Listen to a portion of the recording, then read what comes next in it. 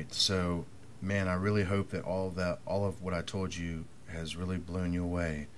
And, man, you really have to go back and listen to what I said if you are not absolutely blown off your chairs right now.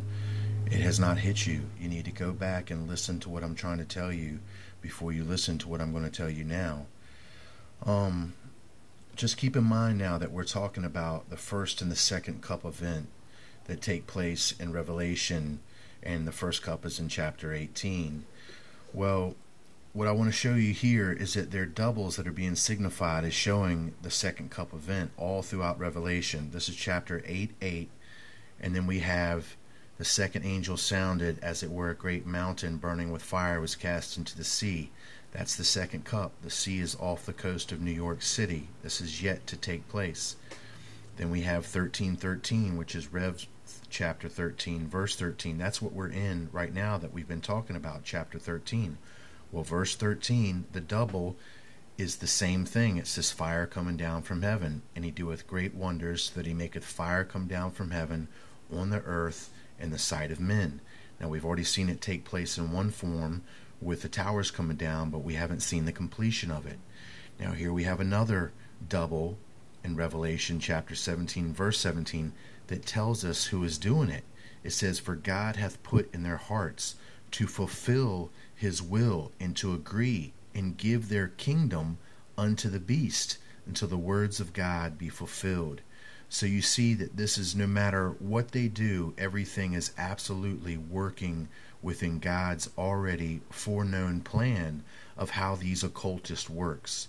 He knows how their minds work. He knows that they would put all of this up, that they would symbolize this. They are mirroring everything that happens in heaven, because remember, the book of Enoch declares that they're terrestrial spirits that are bound on earth. Never shall they ascend into heaven again.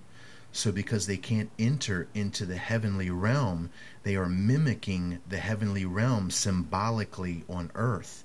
And that is why you see the astronomical significance and lineups of all of these ancient civilizations, which are a product of their Nephilim children, that are trying to mirror the heavens. Okay? And in this aspect, it's the material heavens that their Nephilim children were mirroring through the pyramids and the constellation lineups. But we're dealing with the Mac Daddy occultists here, and they are mirroring the spiritual significance of everything. So now you see that we have doubles that have signified everything that has anything to do with the second cup event, that it is encrypted into the Bible as doubles also. Here's the double up here. This is the first verse that proclaims the second cup. It's verse 21. It comes out of chapter 18. Now I'm telling you that this is the second cup event. Well, you're saying it's signified by doubles, and I'm not seeing doubles here. You are seeing doubles.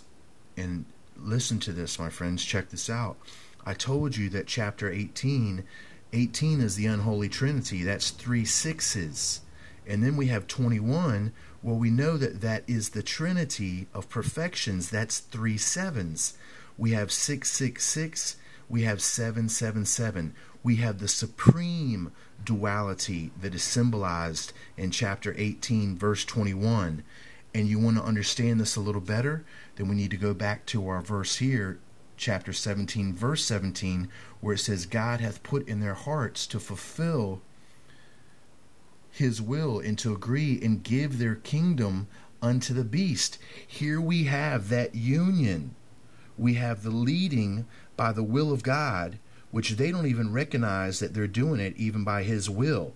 And then we have them symbolized perfectly here, the supreme duality of good and evil, or good and evil, right here. Right here.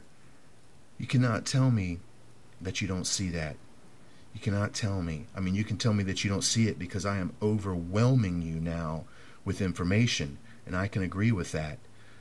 But you have to take what you have the capacity to receive. I'm trying to give you the quantum view of reality that I'm able to see, that transcends thousands of years, and the Bible has it right before us. Wait till I come back.